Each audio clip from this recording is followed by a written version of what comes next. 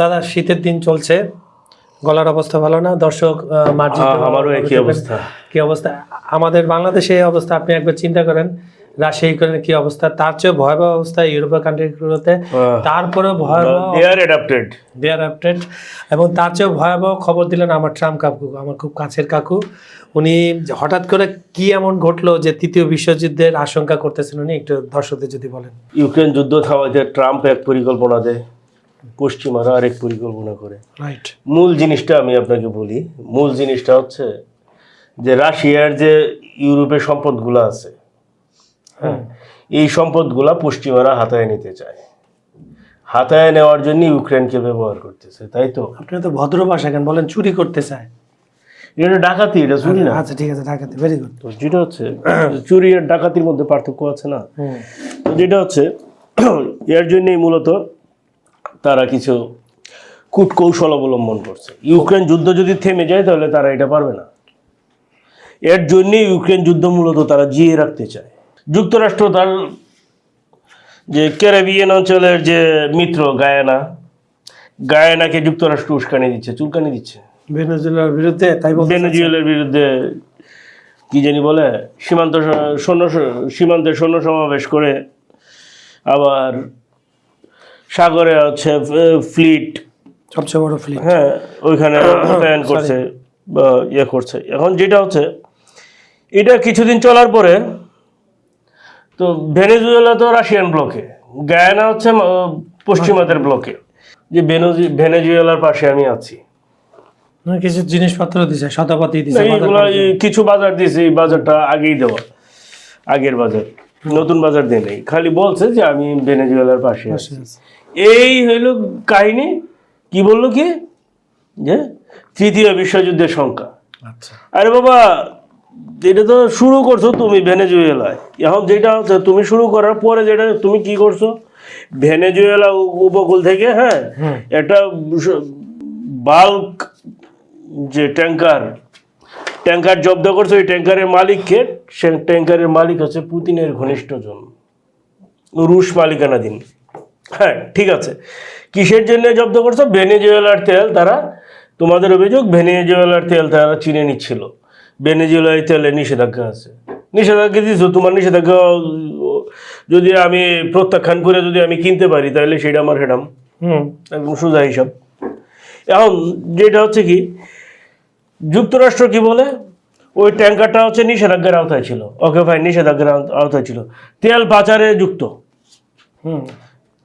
তেল কিনে নিচ্ছে, তোমার মতো তো চুরি করে নিচ্ছে না। মিডল ইস্ট থেকে তুমি যেভাবে চুরি করে নিয়েছো, তোমার মতো তো চুরি করে নাই, ডাকাতি করে নিচ্ছে। হ্যাঁ,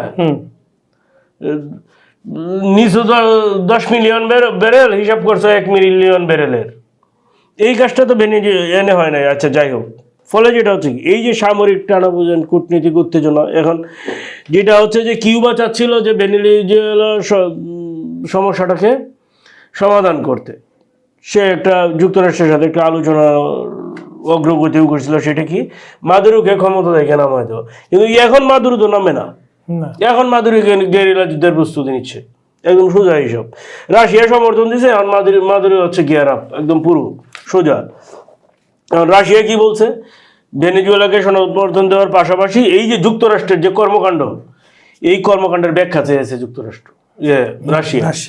ফলে যেটা হচ্ছে ভূরাজনৈতিক চাপ বাড়ছে। এখন দেখেন তো চাপ তো ভেনেজুয়েলার কাহিনীটা তো হচ্ছে যে যুক্তরাষ্ট্র সৃষ্টি করছে। কারণ ভেনেজুয়েলায় যদি রাশিয়া বা চীন যায় তাহলে তো যুদ্ধ শুরু হবে। ওই পরিপ্রেক্ষিতে তাহলে কি করতে হবে, এইটাকে যেটা বলে কি আপনার শেডো ওয়ার, যেটা, হ্যাঁ, শেডো ওয়ারে কি করলো, জাপানকে দিয়ে দিল যে চীনরে, যে জাপানটা উস্কানি দাও। হ্যাঁ, এখন হচ্ছে কি জাপানের উপর দিয়ে একদিন 8 ঘন্টা হচ্ছে বোমবার উড়াইছে চীন আর রাশিয়া মিলে। হ্যাঁ, জাপানের মাথা নষ্ট, ফোন করছে ট্রাম্পের, প্রেসিডেন্ট সাহেব, এখন এই যে আপনারা এগুলা করতেছেন, এখন তো আমার হচ্ছে যে আমি তো এখন গভীর সংকটে আছি, আমার আকাশের উপরে দিয়ে খালি একের পর এক কিছু একটা যাচ্ছে, কিন্তু এগুলো তো ধরা পড়তেছে না। এগুলা কি, আমেরিকা কি করছে, দ্রুত 7টা বোমবার পাঠাইছে। কিসের জন্য? ওটাকে একটা মেসেজ দেওয়ার জন্য বুঝতে পারছি। তো বিষয়টা এ করার জন্য তো জাপান চীন কি অত বোকা? হুম হ্যাঁ, তো যেটা হচ্ছে কি মূল জিনিস হচ্ছে কি জাপান মানে এই যে আমি যে এই আলোচনাটা এটুকু যে আমি করলাম এটা কিসের জন্য, মূল জিনিসটা কি? তৃতীয় মূল জিনিসটা হচ্ছে ডিকনসেন্ট্রেট করা। এটা জিও পলিটিক্সের একটা ল্যাঙ্গুয়েজ। হ্যাঁ, যুদ্ধক্ষেত্রে ডিকনসেন্ট্রেট করা। যখন কোনো দেশকে আপনি যুদ্ধক্ষেত্র থেকে কোনোভাবেই অন্যদিকে নজর দেওয়াইতে পারেন না, তখন সিস্টেম হচ্ছে কি তার যে মিত্র আছে তাকে উস্কায়া দেওয়া তার বিরুদ্ধে, যাতে ডিকনসেন্ট্রেট হয়। সেই কাজটাই যুক্তরাষ্ট্র করেছিল ভেনিজুয়েলার উপর। কিন্তু যুক্তরাষ্ট্র এটা চিন্তা করে নাই যে চীন যে জাপানের উপর বা তাইওয়ানের উপর যে একটু হালকা করে ইয়ে করে দিবে। এখন ফলে যেটা হচ্ছে এখন যুক্তরাষ্ট্র বলতেছে কি এই তৃতীয় বিশ্ব শুরু হয়ে গেল। আরে শুরুটা তো আপনিই করেছেন মিস্টার প্রেসিডেন্ট। কেন আমি আপনাকে বলি, আপনি দাবি করছেন যে গত 1 মাসে ইউক্রেন যুদ্ধে 25,000 সৈন্য মারা গেছে। 25,000 তো ইউক্রেনেরই মারা গেছে, তো বাকি রাশিয়ার গুলা কি সোলজার না? সেটাই, রাশিয়ার গুলা কি সোলজার না? বিষয় সংযোগে আপনাদের স্বাগতম। আপনাদের সঙ্গে রয়েছে আমি কাজল হায়দার, আমার সঙ্গে আজকে রয়েছেন সিনিয়র সাংবাদিক বিশ্বজিৎ দত্ত ভৌমিক।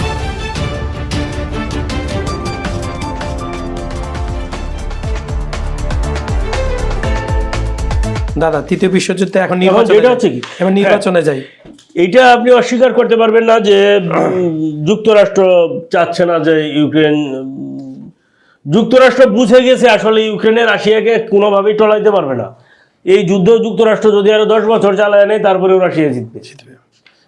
এর জন্যই যুক্তরাষ্ট্র হচ্ছে কি বিভিন্ন সক্রিয়ভাবেই শান্তি আলোচনা নিয়ে কাজ করছে। কিন্তু যেটা হচ্ছে সেইখানে বাগড়াটা হচ্ছে পশ্চিমারা। এখন ধরেন এই যে ট্রাম্প এগুলো বলার পরে যেটা হলো যে যুক্তরাষ্ট্র তো শান্তি আলোচনায় সক্রিয়।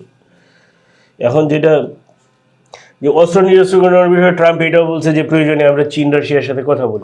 কিন্তু যে সমস্যা হচ্ছে কি, এই যে শান্তির প্রচেষ্টা যুক্তরাষ্ট্রের, এইখানে যেটা হচ্ছে যে প্রথম 28 দফা একটা শান্তি প্রস্তাব যুক্তরাষ্ট্র তৈরি করলো। সেটাকে কি বললো? রাশিয়াপন্থী বলে ইউরোপিয়ানরা কি করলো? কারণ হচ্ছে 6 দফা ছিল রাশিয়ার তরফ থেকে। হ্যাঁ, এখন যেটা হলো যে বাগদাদে তারা কি করলো, তারা হচ্ছে 19 দফা তৈরি করলো। 19 দফায় রাশিয়ার যে স্বার্থ আছে সবগুলাই বাদ দিল, বাদ দিয়ে ইউক্রেনের কিছু স্বার্থ এখানে ইনক্লুড করার পরে হইলো কত দফা? 19 দফা। এরপর এটাকে হচ্ছে আল্ট্রা রিফাইন্ড করলো, মানে তাদের ভাষায় সুপার রিফাইন্ড। কোথায়? ফ্লোরিডায়, তাই তো? কি করলো সেখানে? করলো এটা 20 দফা। সেখানে কি করলো যে আরো রিফাইন করে সেইখানে যে ইউক্রেনের নিরাপত্তা নিশ্চয়তা এবং যুদ্ধোত্তর পুনর্গঠন এইগুলা যোগ করলো। কিন্তু যেটা হলো রাশিয়ার যা পক্ষে যায় এরকম কোনো কিছুই রাখলো না ইউরোপরা। এর মানেটা কি হইলো? মানেটা হচ্ছে যে ইউরোপে যে রাশিয়ার সম্পদ আছে, এখন এই সম্পদের দিকে নজর হচ্ছে পশ্চিমাদের। ফলে তারা কি বলতেছে যে ইউক্রেনকে যে তারা ঋণ দিচ্ছে, এটা কিসের উপরে ঋণটা দিচ্ছে আপনি বলেন? যে ঋণের মর্গেজটা কি? কোনো মর্গেজ আছে না, নাই তো। এখন বলতেছে রাশিয়ার সম্পদ অনির্দিষ্টকালের জন্য তারা জব্দ রাখবে, তাই তো? কেন জব্দ রাখবে? যে ওই সম্পদের এগেইনস্টে লোন দেবে। আরে সব দিন সবার সমান যায় না। হ্যাঁ, ইউক্রেন যুদ্ধ শেষ হোক, তোমাদের প্রত্যেকের খবর আছে, মাথায় রাখো। আচ্ছা, দর্শক নিয়ে কি বলে একটু কমেন্টে যেটা হচ্ছে, হ্যাঁ, আর একটু কমেন্ট সেকশনটা আমি পড়ে আসি। বেঞ্জামিন নামে আমাদের ফিলিপিন্স থেকে এক দর্শক লিখছেন, watching from Cebu city, Philippines. Philippines থেকে, এটা সুন্দর, থ্যাংক ইউ ভেরি মাচ। উনি কি বাংলা বুঝে? বাংলা বুঝে।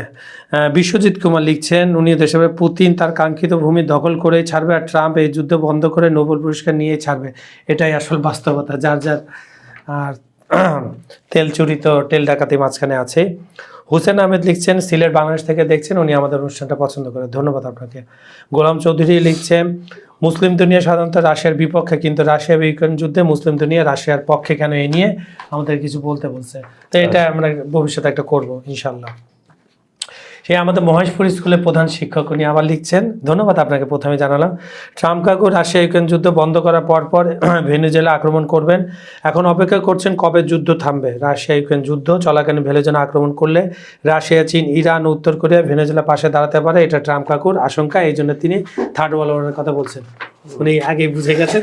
ধন্যবাদ আপনাকে দাদা, আপনি শেষ করেন। আচ্ছা, যেটা হচ্ছে যে কোন জায়গায় ছিলাম আমরা? আমরা ছিলাম আপনার এই যে ট্রাম্প কাকুর সুপার রিফাইন আলট্রা রিফাইন। আচ্ছা, যে ওই যে 20 দফা, সেইটা তো 20 দফা মূলত রিফাইন করতে, ওইটা তো হচ্ছে পশ্চিমাদের মানে সম্পদ নিয়ে, তাই তো? জি, মানে অনির্দিষ্টকালের জন্য রুশ সম্পদ জব্দ রাখবে। রাখেন, সমস্যা তো নাই। রাশিয়া তো ওটা হিসাব করেই নিচ্ছে যে এই সম্পদ আমি পাবো না, কিন্তু হজম করতে পারবে। দিস ইজ দ্য কোশ্চেন, যে সেই সম্পদ কি পশ্চিমারা হজম করতে পারবে কিনা, তাদের ডাইজেস্টিভ সিস্টেম হ্যাঁ এতটা পাওয়ারফুল হয়েছে কিনা এখন পর্যন্ত। হ্যাঁ, ইউক্রেন যদিও ওই যে জার্মানি এবং ব্রিটেন হুমকি দামকি দেয় যে রাশিয়ার এগেনস্টে যুদ্ধ করবে, কিন্তু এত দম এখনো আমেরিকারে বাদ দেয়, এত দম এখনো পশ্চিমা কারো হয় নাই যে তারা হচ্ছে পুতিনের এগেনস্টে যায় যুদ্ধ করবে। হ্যাঁ, ওই হুমকি দামকি দেয়, এটাকে বলতে পারেন যে ফেজ জিরো আর কি। এখন ফেজ জিরো যদি বলতে চাই, আরো অনেক কিছু বলতে চাই, আমরা ভবিষ্যতে একদিন বলবো এগুলো নিয়ে। আচ্ছা, তার এখন এর জন্য তারা কি বলছে, এখন পশ্চিমারা ওই যে রাশিয়ার সম্পদ ভোগ করার জন্য এবং সেই যুদ্ধ যাতে চলে, শান্তি চুক্তি যাতে না হয়, এর জন্য তারা কি করলো, দানবাসে একটা মুক্ত অর্থনৈতিক অঞ্চল প্রতিষ্ঠার প্রস্তাব, বাণিজ্যিক অঞ্চল। এইটা মূলত পশ্চিমাদের মাথা থেকে আসছে। এই প্রস্তাবটা কে দিয়েছে? যুক্তরাষ্ট্র দিয়েছে। হ্যাঁ, যুক্তরাষ্ট্র এটা দিলে দানবাসের কয়েকটা যেসব এলাকা হচ্ছে আপনার রাশিয়ার দখলে আছে, এই এলাকা কি রাশিয়া ছাড়বে? কখনোই না। রাশিয়া একদম সুযোগ একদম স্ট্রেট বলে দিচ্ছে যে সে দানবাস দখল করবে। এখানে এখন আপনার নজর পড়ছে কি, এখানে একটা মুক্ত অর্থনৈতিক অঞ্চল প্রতিষ্ঠা করতে হবে, যান করেন। রাশিয়া বলছে এটাও তো, এখানে আপনি এখন যদি এখানে আপনি যুদ্ধে জড়াইতে আসেন, হ্যাঁ, তাহলেই তো রাশিয়া তো তাই চায়। যদি এখানে জড়াতে আসেন তাহলে সরাসরি রাশিয়া হচ্ছে তার যে অক্ষশক্তি, সব অক্ষশক্তিকে একসাথে হচ্ছে ইউক্রেন যুদ্ধে নামায় দিবে। কেন নামায় দিবে? যে আপনি পুরো আপনার মিত্র শক্তিকে নামাচ্ছেন, তাই তো? তাহলে কি হবে, যে মুক্ত অর্থ, এই শোনেন, এই দিনের বেলায় স্বপ্ন দেখা কিন্তু খুব খারাপ জিনিস। এগুলো সাধারণত যে যুক্তরাষ্ট্র দেখতে চায়, এইগুলো দেখা উচিত না। এখন আপনি ইলেকশনের আগে একটা কথা বলে, আপনি যে দানবাস নিয়ে কথা বললেন, সর্বশেষ পুতিন যে ভারত সফরে আসলো 28 ঘন্টা, সেখানে কিন্তু সে ইন্টারভিউতে বলে দিচ্ছে দানবাস কোনোভাবে ছাড়বো না। এই বিষয়ে আপনি বলে দিচ্ছেন, আর বলবেন না। এখন এই মাঝখানে ইউক্রেনের নির্বাচন নিয়ে একটা কথা হচ্ছে, আপনি 2 মিনিটে শেষ করেন। এখন দেখেন, এটা তো দেখেন, ডোনাল্ড ট্রাম্প সেটা জেলেনস্কিকে উদ্দেশ্যে বলছে কি, যে যুদ্ধের অজুহাতে নির্বাচন পিছাচ্ছে। এটা ট্রাম্প বলা লাগে না তো, এটা তো বিশ্ববাসী দেখতে। এইটা তো মনে করেন বাংলাদেশের এক চার দোকানদারও জিজ্ঞেস করলে ও বলে দিতে পারবে যে অবৈধ সরকার জেলেনস্কির। না, ওই যে খালি অবৈধ সরকার না, নির্বাচন পিছনের কৌশল কি। হ্যাঁ, ঠিক আছে। জেলেনস্কি একটা কথা বলছে, সেটা কি, যে নিরাপত্তা নিশ্চিত করা হলে 60 থেকে 90 দিনের মধ্যে নির্বাচন করা সম্ভব। এর জন্য যদিও আইন সংশোধনের কথা বলছে জেলেনস্কি। এখন যেটা বলছে, রাশিয়া এটাকে ইতিবাচক হিসাবে দেখছে। এখন রাশিয়া ইতিবাচক হিসাবে দেখা, এখন কিন্তু জেলেনস্কি আরেক প্রশ্নের মুখে। এখন রাশিয়া যেহেতু বলছে যে এটা ইতিবাচক, কারণ তারা তো এতদিন তাই বলে আসতেছিল, তাইলে বিষয়টা রাশিয়ার পক্ষে গেল। এখন রাশিয়া তারা নির্বাচনের আয়োজন করুক, দেখা যাক কি হয়। অবশ্যই তো যেসব অঞ্চল দখল করছে রাশিয়া, সেই সব দখল করা অঞ্চল তো আর রাশিয়া ছাড়বে না। ওইসব এলাকায় তো আর ভোট হবে না, ভোট লোকজন যেখানে আছে সেইখানেই হবে, রাজধানীতেই হবে। দেখেন মাঠের পরিস্থিতিটা কি আপনি বুঝেন, যে এই যে আপনার 15 লাখ 20 লাখ আপনার কি জানি শরণার্থী আছে বিভিন্ন দেশে, তারা কোথায় ভোট দিবে? ইউরোপের বিভিন্ন দেশে তারা কোথায় ভোট দিবে? তারা কি আদৌ ভোট দিতে পারবে, নাকি তাদের ভোট ইউরোপিয়ানরা দিয়ে দিবে? তাদের বলছেন, কারণ এরকম জাল ভোট, আমরা হচ্ছে কি যে বাংলাদেশে কিন্তু এই জাল ভোটের অনেক নাম আছে। আমরা সাধারণত বুঙ্গা ভোট বলতাম আর কি। তো যেটা হচ্ছে কি, ওই যে জাল ভোট দেওয়ার সিস্টেম তো নিশ্চয়ই পৃথিবীর সব দেশই জানে, নাকি? তা তো জানে, অতীতেও তো এগুলো ওরা করেই আসছে। তো এখন দেখেন কি, যে ইউক্রেন যুদ্ধের বর্তমান পরিস্থিতি হচ্ছে কি, আরো বসতি রাশিয়া দখল করেছে। ফলে যেটা হচ্ছে কি, যে এখন দেখেন স্লোভিয়ানস্ক সহ কয়েকটি শহরে হামলা প্রতিহত করার দাবি করতেছে, কিন্তু এটা আসলে মিছা কথা। মাঠে যে সৈন্যদের মনোবল চাঙ্গা রাখার জন্য এটা একটা চিরাচরিত পন্থা, যেটা হচ্ছে কি একের পর এক অঞ্চল হারালে ওই সৈন্য মারা গেলেও আসলে সেটা অস্বীকার করা, এটা হচ্ছে একটা পন্থা। হ্যাঁ, এখন দেখেন যে সংঘাত তীব্র থেকে তীব্রতর হচ্ছে, এবং এটা হচ্ছে কি একের পর এক এলাকা খুব দ্রুত কি ইউক্রেন হারাচ্ছে, আর জেলেনস্কি এগুলো সব অস্বীকার করছে। কিন্তু অস্বীকার করতে করতে যেদিন কিয়েভও হারাবে, যেদিন পতন হবে, সেদিনও কি হবে, অস্বীকার করবে। তা সুপ্রিয় দর্শক, বিশ্ব সঞ্চালকের আজকের অনুষ্ঠানটি আপনাদের কেমন লাগলো আমাদেরকে কমেন্টে জানাবেন। আমরা ভিডিওগুলো লাইক কমেন্টে শেয়ার করবেন, পুরো ভিডিওটা দেখে তারপরে লাইক কমেন্ট শেয়ার করবেন। আমাদের এখানে আপনারা যদি কিছু জানতে চান অবশ্যই লিখবেন, আর আমাদের অনুষ্ঠানে যদি কোনো ভুল ত্রুটি থাকে আমাদের বলবেন, মার্জিত হয়ে দেখবেন। আর শুরুতেই বলেছিলাম যে ঠান্ডা জড়িত কারণে, আর যেহেতু আমরা ইউক্রেন রাশিয়া নিয়ে বেশি কথা বলি, ওখানকারও শীতল বাতাস আমাদের গায়ে লেগেছে, তো আমাদের উচ্চারণে যদি কোনো সমস্যা থাকে এটাও মার্জিতভাবে আপনারা দেখবেন, কারণ আপনারা বুঝে যাবেন, আপনারা খুব সমঝদার শ্রোতা। আজ এখানে বিদায় নিচ্ছি, ধন্যবাদ সবাইকে। ধন্যবাদ।